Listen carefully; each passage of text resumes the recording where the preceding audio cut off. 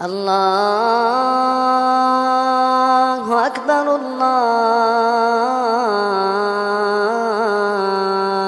اکبر الحمد للہ رب العالمین والعاقبۃ للمتقین والصلاة والسلام علی اشرف الانبیاء والمرسلین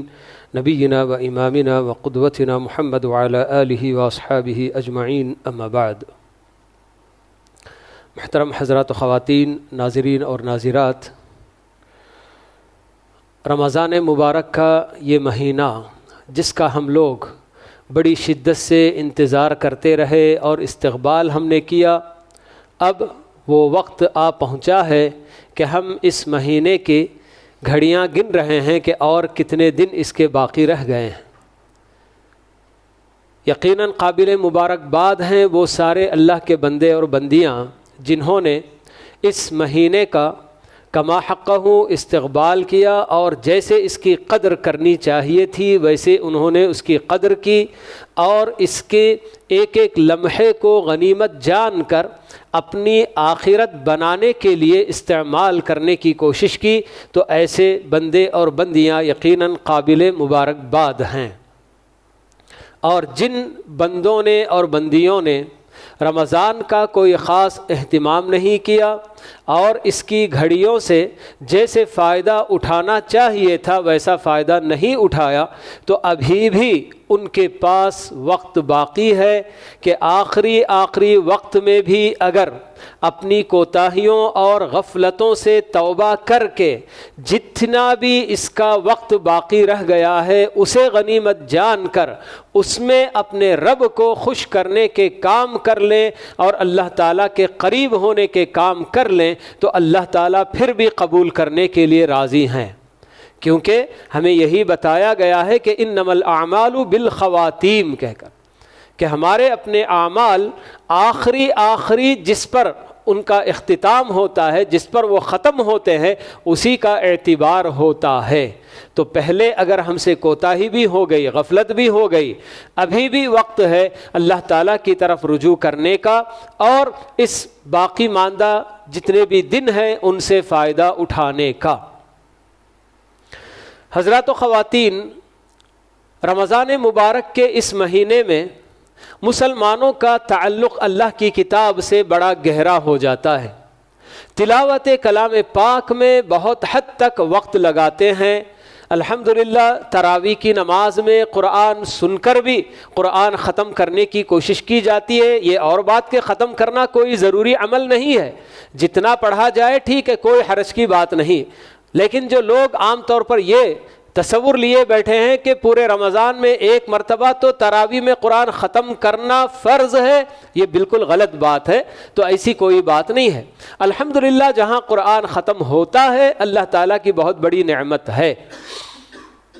تو قرآن سے جہاں سننے کا ہمارا تعلق ہوتا ہے اور بہت سارے لوگ جب ان کو پڑھنا نہیں آتا صحیح طریقے سے، کتنے افسوس کی بات ہے کہ وہ بس قرآن سننے کی کوشش کرتے ہیں، ریکارڈنگ وغیرہ مختلف ائمہ کی قراتیں یہ وہ بہرحال، لیکن جن کو اللہ تعالیٰ نے پڑھنے کی توفیق دی، جنہوں نے بچپن سے قرآن پڑھنا سیکھ لیا تھا، تو وہ لوگ الحمدللہ بہت حد تک قرآن سے اپنا رشتہ جوڑ کر قرآن ختم کرنے کی کوشش بھی کرتے ہیں اپنے آپ سے، اور کتنے اللہ کے بندے ایسے ہیں 4 5 6 10 بار بھی قرآن ختم کرنے کی جو کوشش کرتے ہیں۔ یہ سب اپنی جگہ پر بہت اچھی بات ہے کہ قرآن سے ہمارا اپنا رشتہ تلاوت کا بھی ہونا چاہیے، کیونکہ ہمیں تلاوت کلام پاک پر بہت زیادہ اجر و ثواب دینے کا اللہ کے نبی صلی اللہ علیہ وسلم کی زبانی اللہ تعالیٰ نے ہمیں وعدہ کیا ہے۔ جیسے کہ اللہ کے نبی صلی اللہ علیہ وسلم ہمیں بتاتے ہیں کہ جب کوئی آدمی قرآن کریم کی ایک یعنی کہ جیسے آپ مثال دے کر بتائے کہ الف لام میم اگر کوئی پڑھتا ہے تو اللہ تعالیٰ اس کے کھاتے میں 30 نیکیاں لکھ دیتے ہیں، کیونکہ ہمیں یہ قانون اللہ تعالیٰ نے بتایا ہے کہ ایک نیکی کا کم سے کم 10 گنا اللہ تعالیٰ اجر و ثواب دیتے ہیں، اور جسے جتنا چاہے اللہ تعالیٰ دینا چاہے وہ اللہ تعالیٰ کی مرضی ہے، لیکن کم سے کم 10 نیکی۔ تو آپ نے بتایا کہ یہ الف لام میم اگر کوئی بندہ پڑھتا ہے تو یہ ایک ایک حرف نہیں ہے بلکہ یہ 3 حرف ہیں، اور ایک ایک حرف پر الف پر 10 نیکی، لام پر 10 نیکی اور میم پر 10 نیکی، اس طرح سے 30 نیکیاں اللہ تعالیٰ بندے کے کھاتے میں لکھتے ہیں ملک۔ تو تلاوت پر یقیناً تلاوت بھی اللہ کے اس کلام کی تلاوت، یہ بھی اس کلام کے اتارے جانے کے مقاصد میں سے ایک مقصد تو ضرور ہے، لیکن جس طرح سے آج ہم لوگوں نے اپنا تعلق قرآن سے صرف اسی حد تک بنا رکھا ہے تو یہ چیز قابل افسوس ہے۔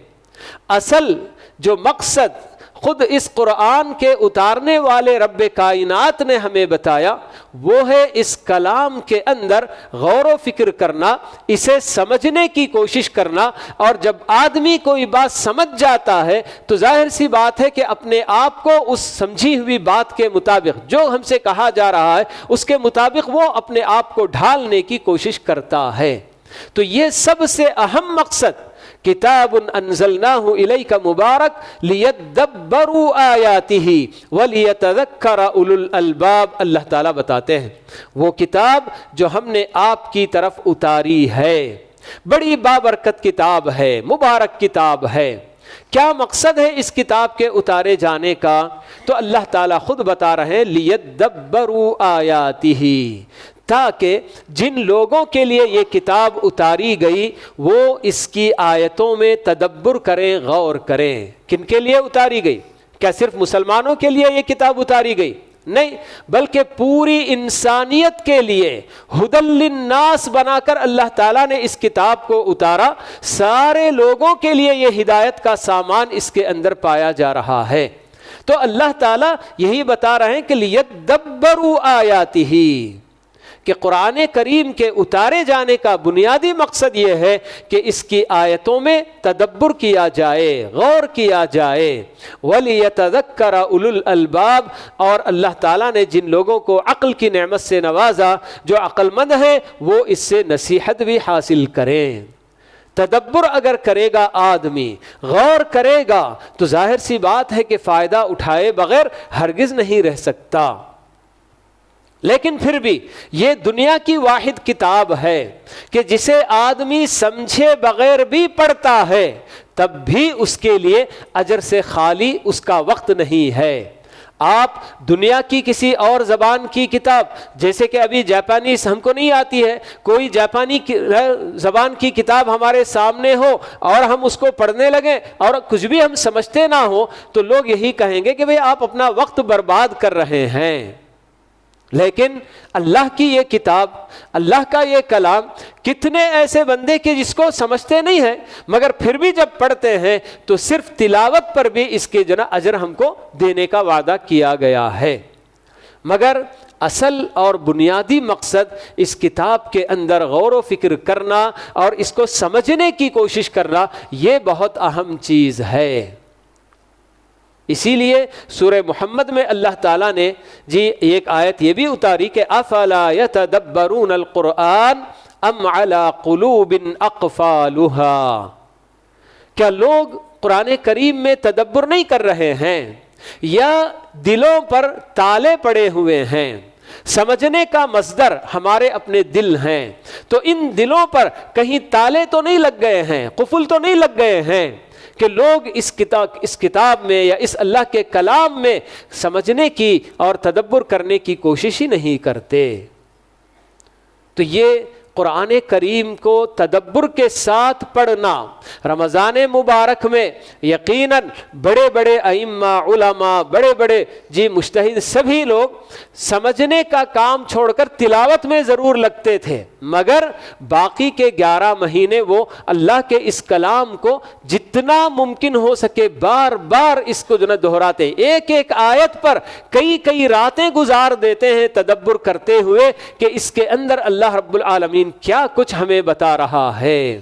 صحابہ کرام رضوان اللہ علیہم اجمعین بتاتے ہیں کہ جب اللہ کے نبی صلی اللہ علیہ وسلم سے 10 آیتیں وہ لوگ سیکھتے تو کہتے کہ ہم ان 10 آیتوں کے آگے نہیں بڑھتے، یعنی اس کے علاوہ مزید اور کچھ اللہ کے نبی سے سیکھتے نہیں اس وقت تک جب تک کہ ان آیتوں میں کیا کچھ علم رکھا گیا ہے اور عمل کی کیا باتیں بتائی گئی ہیں، یہ سب جب تک سمجھ نہیں لیتے ہم آگے نہیں بڑھتے بول کے۔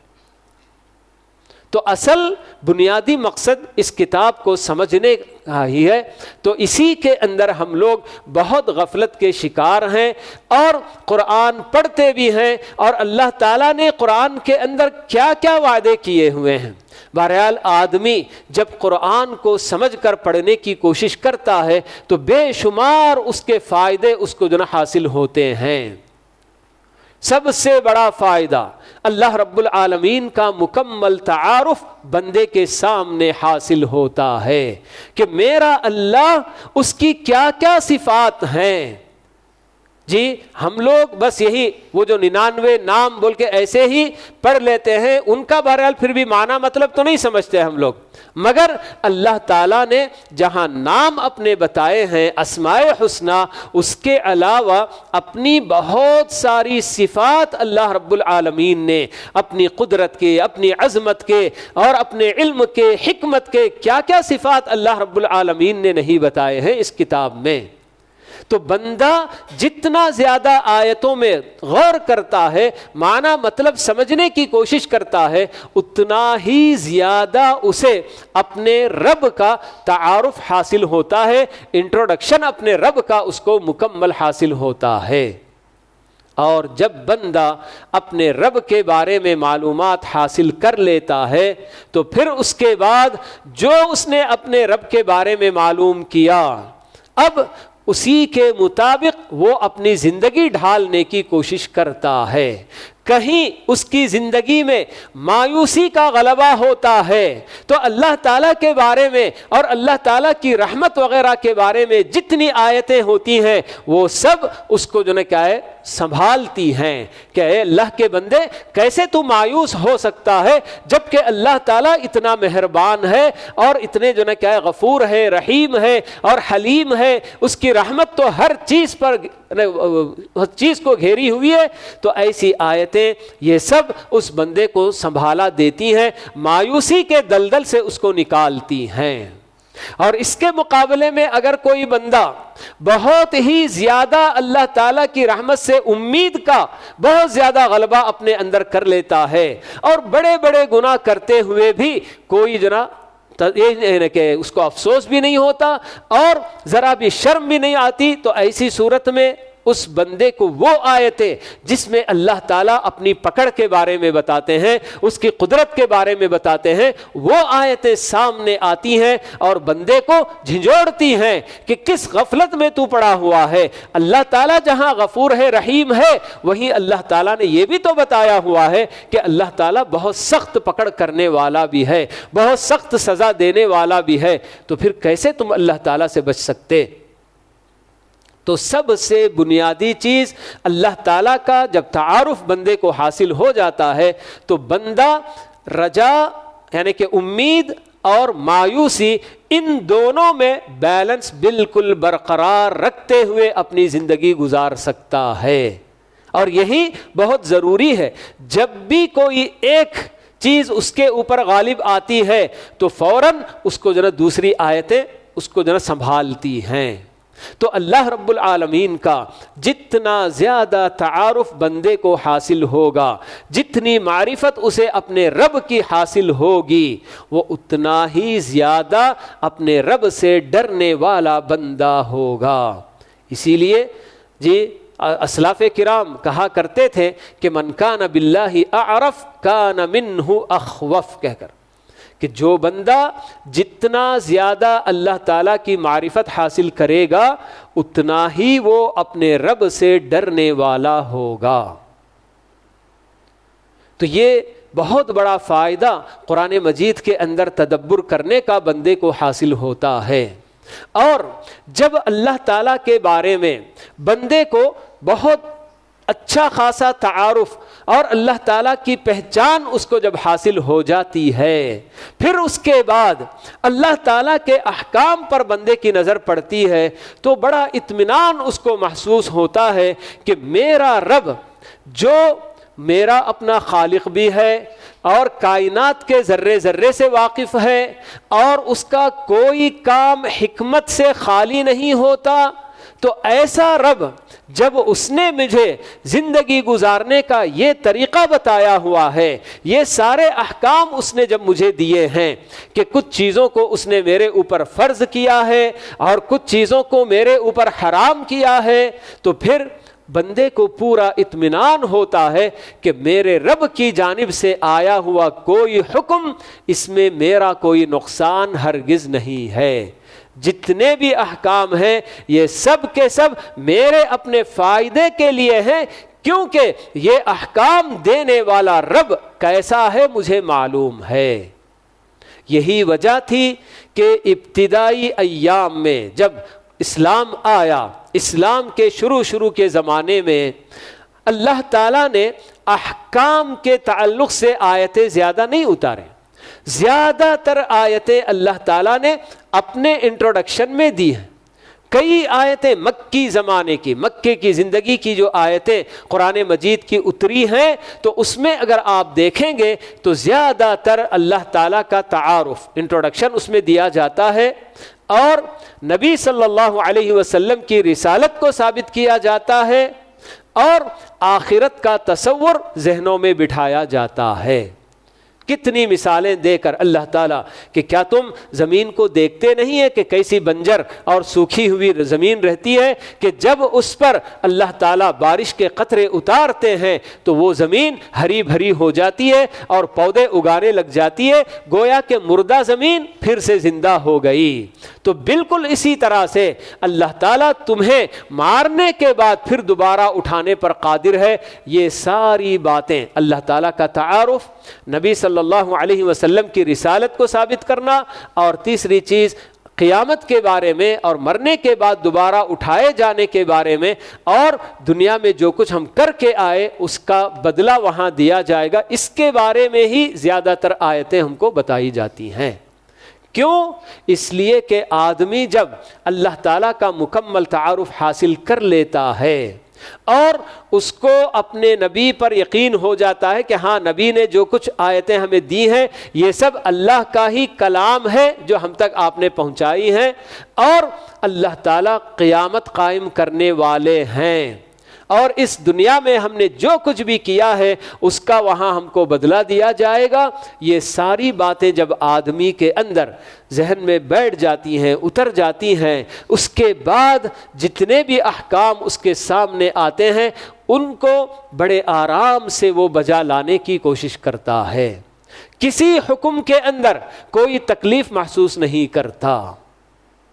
جی صحابہ کرام جب ان کے سامنے اللہ تعالیٰ نے اسی طرح کے اسی نہج پر پہلے آیتیں اتار کر ان لوگوں کے سامنے اپنا مکمل انٹروڈکشن ان کو دے دیا کہ اللہ کون ہے، اس کی کیا صفات ہیں، اس کی کیا قدرت ہے، اس کی کیا عظمت ہے، یہ سب ذہنوں میں بٹھا دیا، اور نبی کے بارے میں بھی اللہ تعالیٰ نے پوری وضاحت دے دی کہ یہ نبی بالکل سچے نبی ہیں، ان کے بارے میں آپ کو شک میں پڑنے کی کوئی ضرورت نہیں، اور آخرت کا بھی وہ تصور جب ذہنوں میں اچھی طرح سے بٹھا دیا گیا، اس کے بعد مدینے کی زندگی ہی میں آپ دیکھ سکتے ہیں کہ دھڑا دھڑ پیچھے ایک بعد دیگرے احکام اللہ تعالیٰ دیتے آ رہے ہیں، کسی صحابی کی طرف سے کوئی اعتراض نہیں ہوتا۔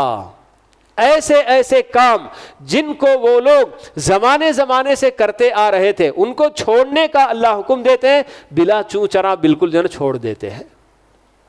شراب کی حرمت کا واقعہ سب جانتے ہیں کہ کس طرح سے اللہ تعالیٰ نے جب شراب کو ہمیشہ کے لیے حرام کر دیا، مدینے کی گلیوں میں سارے صحابہ بالکل مٹکے پھوڑ کر بالکل شراب بہا دیے تھے گلیوں میں بول کے۔ یہ سب اسی کا کمال ہے کہ اللہ تعالیٰ کے بارے میں بندے کو جتنی معلومات ہو جاتی ہیں، پھر اس کے بعد اللہ تعالیٰ کی طرف سے آنے والے کسی حکم میں اسے کوئی سوچنے کی بات نہیں ہوتی، سوچنے کی ضرورت ہی نہیں ہوتی ہے کہ کیونکہ میں جس کا حکم مان رہا ہوں وہ اللہ ایسا ہے، اس کے اپنے ذہن میں بیٹھا ہوا رہتا ہے۔ خواتین کے لیے جب پردے کا حکم آیا تو کسی صحابیہ نے کوئی اعتراض نہیں کیا. ہم تو بالکل زمانے سے بے پردہ جو چلے آ رہے ہیں, اب یہ پردہ ڈال کر اگر ہم کو باہر نکلنا ہو تو ہمارا دم گھٹتا ہے. جیسے کہ آج بہت ساری خواتین یہ شکایت کرتی ہیں کہ مجھے پردے میں رہنے سے میرا دم گھٹتا ہے, میں زندہ نہیں رہ سکتی. بلکہ یہ سب اللہ تعالیٰ کی طرف سے آنے والے احکام, اس پر بندہ اس وقت اطمینان حاصل کرتا ہے جب اسے اپنے رب کے بارے میں معلومات جتنی زیادہ ہوں گی. اللہ تعالیٰ نے قرآن مجید کے اندر کئی قوموں کے واقعات ذکر کیا ہے, قوموں کے بھی ذکر کیا ہے, اور کئی الگ الگ چھوٹی چھوٹی جماعت یا پھر اشخاص, ایک دو آدمی, ایسے بھی سب کئی واقعات اللہ تعالیٰ نے ذکر کیا ہے. قومیں کتنی قومیں, قوم نوح ہے, قوم ہود ہے, قوم صالح ہے, اور لوط علیہ السلام کی, شعیب علیہ السلام کی, موسیٰ اور فرعون کا واقعہ, یوسف علیہ السلام کا واقعہ, ایسے کتنے واقعات اللہ تعالیٰ نے نہیں ذکر کیے ہیں. اصحاب کہف کے بارے میں اللہ تعالیٰ نے قرآن میں نقل کیا ہے, قارون کے بارے میں بتایا ہے, اور بھی ذوالقرنین کے بارے میں بتایا ہے. کیا کیا چیزیں اللہ تعالیٰ نے نہیں بتائی. یہ سب کیوں اللہ تعالیٰ بتا رہا ہے؟ تاکہ تمام چیزوں میں اللہ تعالیٰ نے جو ہمیں حکم دیا کہ آیتوں میں تدبر کریں, غور کریں, وہ صرف احکام کی حد تک نہیں, اللہ تعالیٰ کے ہر آیت میں, ہر کلام میں ہم کو تدبر کرنا ہے, غور کرنا ہے. کیونکہ اس میں آدمی جب غور کرتا ہے تو خود بخود اسے اندازہ ہوتا ہے کہ ان قوموں پر جو عذاب اللہ تعالیٰ کا آیا, آخر ان میں کیا خرابیاں تھیں. اللہ تعالیٰ اس لیے ہی ہمیں یہ سب واقعات نقل کر کے بتاتا ہے, اور ساتھ ہی اللہ تعالیٰ یہ بھی بتا دیتا ہے کہ ان کے قصوں میں تمہارے لیے عبرتیں ہیں, سبق ہے تمہارے لیے,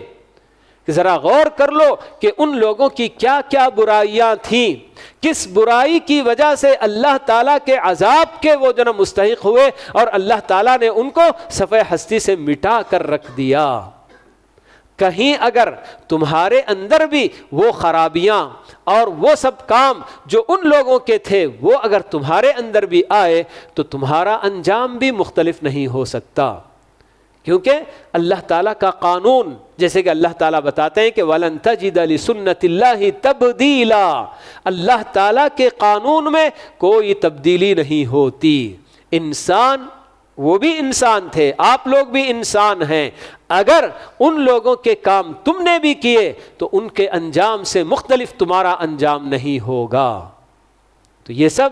کب آدمی کو پتہ چلتا ہے؟ جب قرآن میں تدبر کرتا ہے, غور کرتا ہے, تو آدمی کو پتہ چلتا ہے کہ ہاں یہ سب چیزیں اسی لیے مجھ کو بتائی گئی ہیں. اللہ تعالیٰ نے قرآن مجید کے اندر جنت کا تذکرہ کیا ہے, جہنم کا تذکرہ کیا ہے, جنت کی کتنی نعمتیں بتایا, اور جہنم کی کیا کیا ہولناکیاں اللہ تعالیٰ نے ہم کو نہیں بتائی ہیں. آدمی جب پڑھتا ہے قرآن مجید کی آیتیں اور اس یقین کے ساتھ کہ یہ سب اللہ کا کلام ہے اور اللہ نے جیسے بتایا ہے ویسے ہی وہاں ہم کو دیکھنے کو ملے گا, تو ایسی صورت میں جنت کے پانے کا شوق اس کے اندر بڑھتا ہے, اور اسے پتہ چلتا ہے کہ اس جنت تک پہنچنے کا راستہ کون سا ہے, مجھے اس راستے پر چلنا ہے. اور جہنم اور اس کی ہولناکیاں جو اللہ تعالیٰ بتاتے ہیں تو ان سے آدمی کے رونگٹے کھڑے ہو جاتے ہیں پڑھتے ہوئے, ان کو سمجھتے ہوئے. پھر آدمی یہ کوشش کرتا ہے کہ اس جہنم سے اور اس کی ہولناکیوں اور اس کے عذاب سے اپنے آپ کو بچانے کے لیے مجھے کیا کرنا ہے وہ کرنے کی کوشش کرتا ہے. لیکن جب آدمی جنت کیا ہے, جنت کی نعمتیں کیا ہیں, جہنم کیا ہے, اس کی ہولناکیاں کیا ہیں, اللہ نے کیا کچھ بتایا ہے, کچھ نہیں جانتا, تو پھر ایسی صورت میں اس کے اندر جنت پہنچنے کا شوق بھی نہیں پیدا ہوتا, اور جہنم سے اپنے آپ کو بچانے کا جذبہ بھی اس میں نہیں پیدا ہوتا. تو قرآن کریم کو تدبر کے ساتھ پڑھنے میں یہی ہمارے اپنے فائدے ہیں. آج بہت سارے لوگ ہیں جو بڑے آرام سے کہہ جاتے ہیں کہ قرآن سمجھنا آسان کام نہیں ہے, بہت مشکل کام ہے. قرآن کو سمجھنے کے لیے یہ علم چاہیے, وہ علم چاہیے, وہ چاہیے, یہ چاہیے, ٹھیک, گہرائی سے آپ کو سمجھنا ہے تو یقیناً بہت سارے علوم درکار ہیں، لیکن سیدھا سادہ معنی اور مطلب بھی جو آیتوں کا بتایا جاتا ہے، مختلف ترجمہ کرنے والوں نے اللہ تعالیٰ کی توفیق سے اللہ کے بندوں تک اللہ کے اس کلام کو سمجھنے کے لیے ذریعہ بنایا، اللہ تعالیٰ نے ان کو توفیق دی۔ مختلف زبانوں میں قرآن کریم کا ترجمہ کیوں کیا گیا ہے؟ جی آپ کو انگریزی میں ہو، تمل میں ہو، اردو میں ہو، ہندی، جس زبان سے آپ واقف ہیں اس زبان میں ترجمے پائے جاتے ہیں۔ تو آدمی ترجمہ سامنے رکھ کر اللہ تعالیٰ کے اس کلام کو سمجھنے کی کوشش کرتا ہے، بہت حد تک اس کو فائدہ ہوتا ہے۔ جی زیادہ اور تفصیل میں جانے کے لیے، گہرائی میں جانے کے لیے تفاسیر کا مطالعہ کرنے کی ضرورت پڑتی ہے۔ بڑے بڑے علماء نے کافی اچھے اچھے انداز میں تفسیریں لکھی ہیں، لیکن ظاہر سی بات ہے کہ اللہ کے اس کلام کی تفسیر کا حق کوئی بھی پورا ہرگز ادا نہیں کر سکتا۔ ہر تفسیر میں کوئی بات ہوتی ہے جو دوسری تفسیر میں نہیں ملتی ہے، اس میں کچھ مل گیا، اس میں کچھ مل گیا، جتنی تفسیر بندہ پڑھے گا اتنا زیادہ اس کو فائدہ حاصل ہوتا ہے۔ تو قرآن کریم اللہ تعالیٰ، ابھی آج ہم لوگ سورہ قمر کی آیتیں پڑھ رہے تھے جس میں اللہ تعالیٰ کیا بتاتے ہیں، وَلَقَدْ يَسَّرْنَا الْقُرْآنَ لِلذِّكْرِ فَهَلْ مِن مُدَّكِرٍ، ہم نے قرآن کو نصیحت حاصل کرنے کے لیے بالکل آسان کر دیا ہے، کیا ہے کوئی نصیحت حاصل کرنے والا؟ یہ تو اللہ ہم کو بتا رہا ہے کہ قرآن کو اللہ تعالیٰ نے آسان کیا، اور ہم ہیں اپنی جگہ پر لوگوں کو روکنا چاہتے ہیں کہ بھئی قرآن آسان نہیں ہے، قرآن سمجھ نہیں سکتا ہر کوئی، بول جبکہ آدمی دوسرے اور فارمولے ہوں، سائنس کے ہوں، میتھس کے ہوں، اور جو نا فزکس کے ہوں، کیا کیا جو نا سمجھنے کے لیے پورے دن رات محنت کرتا ہے، اور ایسی چیزیں حاصل کرنے کے لیے، ان کو جو نا پڑھنے کرنے کے لیے آدمی کے پاس پورا وقت بھی ہوتا ہے اور پورا پیسہ بھی خرچ کرتا ہے، محنت بھی لگاتا ہے، سب کچھ کرتا ہے۔ لیکن اللہ کے کلام کو سمجھنے، جس پر میری اپنی آخرت کی کامیابی کا دار و مدار ہے، تو ایسے کلام کو سمجھنے کے لیے میں تھوڑا وقت لگایا اور دیکھا نہیں بھئی یہ سمجھ میں نہیں آتی مجھے، میں چھوڑ دیتا ہوں۔ کتنا آسان جو نا، دیکھیے بندہ اللہ کے کلام سے اتنی جلدی بھاگنے کی کوشش کرتا ہے، اور ادھر وہ فارمولے جب تک سمجھ میں نہیں آتے تب تک اس کے پیچھے لگا رہتا ہے،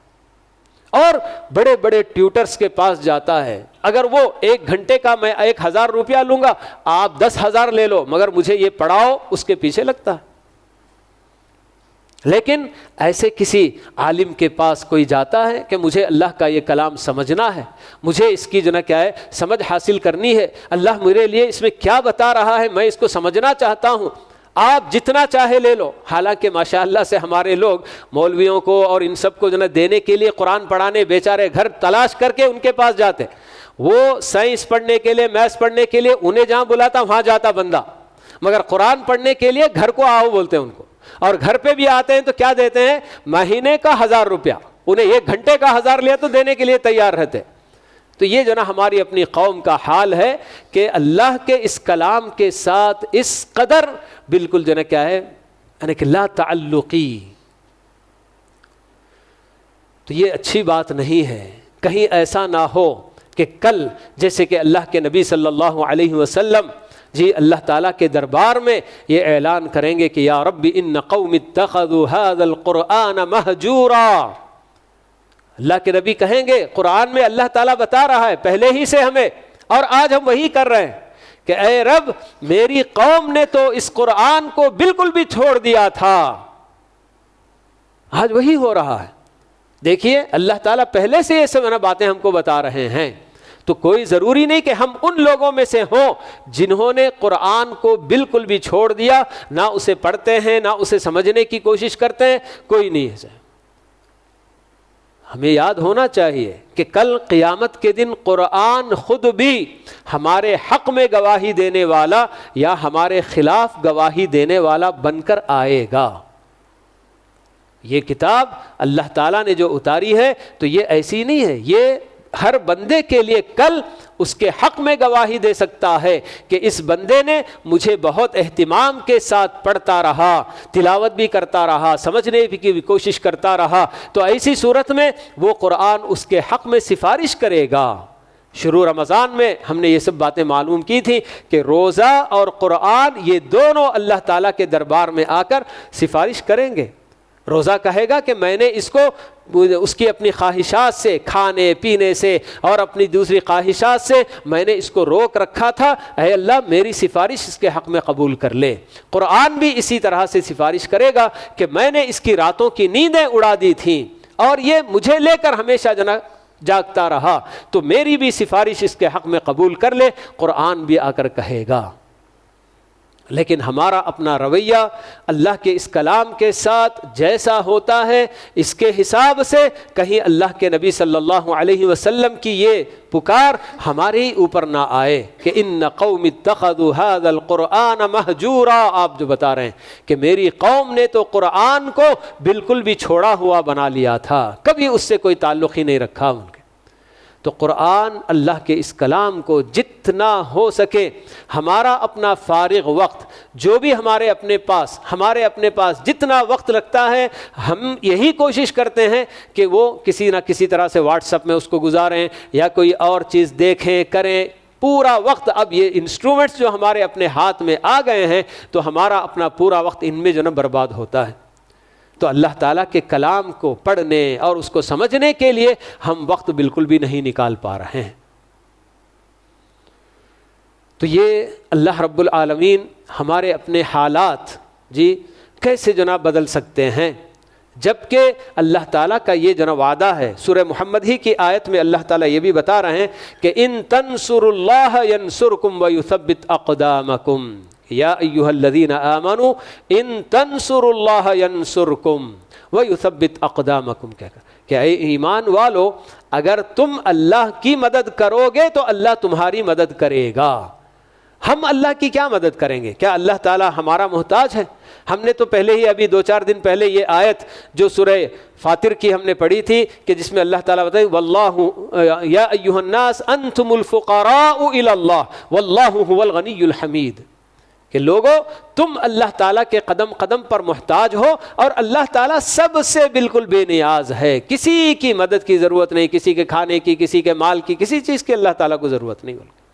لیکن پھر بھی یہاں اللہ تعالیٰ جو بتا رہے ہیں کہ ان تنصروا اللہ ینصرکم، آج ہمیں کیوں مدد نہیں مل رہی اللہ تعالیٰ کی؟ اس لیے کہ یہ کنڈیشن جو اللہ رکھ رہے ہیں، ان تنصروا اللہ، کہ اگر تم اللہ کی مدد کرو گے، کیا مدد ہے؟ صرف اور صرف اللہ کے احکام پر عمل کرنا ہے، بس یہی اللہ تعالیٰ کی مدد۔ یعنی کہ اللہ تعالیٰ نے جیسے زندگی گزارنے کا ہمیں حکم دیا ہے، یہی ایک کنڈیشن ہے کہ اس پر اگر تم عمل کر لو گے تو اللہ تعالیٰ کا یہ وعدہ ضرور پورا ہو کر رہے گا، کیونکہ اللہ تعالیٰ بتاتے ہیں کہ ان اللہ لا یخلف المیعاد، جو اللہ نے وعدہ کر دیا اس وعدے میں کبھی وہ وعدہ خلافی نہیں کرتا۔ تو آج بھی اللہ تعالیٰ کا یہ وعدہ ہمارے حق میں برقرار ہے۔ وَأَنْتُمُ الْأَعْلَوْنَ إِن كُنتُم مُؤْمِنِينَ، اللہ تعالیٰ بتا رہے ہیں کہ اگر تم صحیح معنوں میں جیسے ایمان رکھنا چاہیے ویسے ایمان رکھو گے تو تم ہی بلند ہو کر رہو گے۔ لیکن آج دنیا کے اندر سب سے ذلیل قوم ہم مسلمان ہی ہوتے چلے جا رہے ہیں، ہر کوئی ہمارے اوپر غلبہ پانا چاہ رہا ہے، اور ہمارے اپنے ملک کے کونے کونے میں کیسے کیسے حالات نہیں ہو رہے ہیں۔ ان حالات سے ہمیں اگر نکلنا ہے، اللہ تعالیٰ کی مدد ہم کو حاصل ہونی ہے، تو ہمارے لیے سب سے پہلے اللہ تعالیٰ کی طرف لوٹنے کا کام کرنا ہے۔ اگر ہم صحیح معنوں میں اللہ تعالیٰ سے ڈر کر زندگی گزاریں گے، تقوی اگر ہماری اپنی زندگیوں میں آ جائے گا، تو اللہ تعالیٰ کا وعدہ ہے کہ لا یضرکم کیدہم شیئا، بلکہ دشمن تمہارے خلاف کتنی چالیں چلیں، کتنے مکر و فریب کے کام کر لیں، اس سے تمہارا کوئی نقصان نہیں ہوگا، مگر اس کے لیے شرط کیا ہے؟ ان تتقوا اللہ، کہ اگر تم اللہ تعالیٰ سے ڈرو گے اور اس پر ایمان جیسے رکھنا ہے ویسے رکھو گے تو تب یہ اللہ تعالیٰ کا وعدہ ہے۔ تو یہ اللہ کا کلام، اللہ کی یہ کتاب ہم سے تقاضا یہی کرتی ہے کہ ہم کچھ نہ کچھ وقت اپنی زندگی میں نکالیں۔ آج کتنے ایسے اللہ کے بندے کہ جن کو قرآن پڑھنا ہی نہیں آتا، کتنے افسوس کی بات ہے کہ زندگیاں ان کی گزر گئیں، اب تب کی حالت ہوتی ہے ان کی، مگر اللہ کے اس کلام کو پڑھنے کا بالکل بھی کوئی ان کو جناب ابھی تک افسوس بھی نہیں ہو رہا ہے کہ ہاں صاحب ہمیں یہ پڑھنا بھی نہیں آتا ہے۔ تو پڑھنا اپنی جگہ پر، تلاوت کرنا یہ خود اپنی جگہ پر ایک عبادت ہے، بہت اہم عبادت ہے، مگر اس سے بھی کہیں زیادہ اہم مقصد جس کے لیے اللہ تعالیٰ نے قرآن کو اتارا ہے تو وہ اس کو سمجھنے کی ہم کو کوشش کرنی ہے۔ تو اس لیے ہمیں اللہ تعالیٰ سے اسی مہینے میں یہ مانگنا چاہیے، اللہ تعالیٰ سے گڑ گڑا کر دعا کرنا چاہیے کہ اے اللہ اب تک ہم سے کوتاہی ہو گئی، غفلت ہو گئی، تیرے کلام کو سمجھنے میں ہم نے اپنا جو نا کیا ہے وقت برباد کر دیا، بالکل جو نا اس کی طرف ہم نے توجہ نہیں دی، لیکن اب جتنی بھی ہماری زندگی باقی رہ گئی ہے اس میں تیرے اس کلام کو سمجھنے کے لیے وقت نکالنے کی ہمیں توفیق دے دے، اور تیرے کلام کو صحیح معنوں میں جیسے سمجھنا چاہیے ویسے سمجھنے کی ہمیں توفیق دے۔ یہ اللہ تعالیٰ سے ہم کو دعا کرتے رہنا چاہیے جی، کیونکہ ہر معاملے میں ہم اللہ تعالیٰ کے محتاج ہیں۔ تو یہ بھی ایک ایسی ہی چیز ہے کہ واقعی اللہ تعالیٰ اگر ہمیں توفیق سے نہیں نوازے گا، کیونکہ اللہ تعالیٰ کو معلوم ہے کہ میری اپنی نیت کیا ہے، میرا ارادہ کیا ہے، تو ہمارا ارادہ نیک ہوگا تو اللہ تعالیٰ اسی کے مطابق ہمارے لیے آسانیاں پیدا کریں گے، ہمارے اپنے وقت میں برکت بھی دیں گے۔ تو یہ اللہ تعالیٰ سے خود ہمیں معلوم ہے کہ مانگنا چاہیے، دعا اللہ تعالیٰ سے کرتے رہنا چاہیے۔ اللہ تعالیٰ ہم سب کو ان سب باتوں کی طرف توجہ دینے کی اللہ تعالیٰ توفیق نصیب فرمائے۔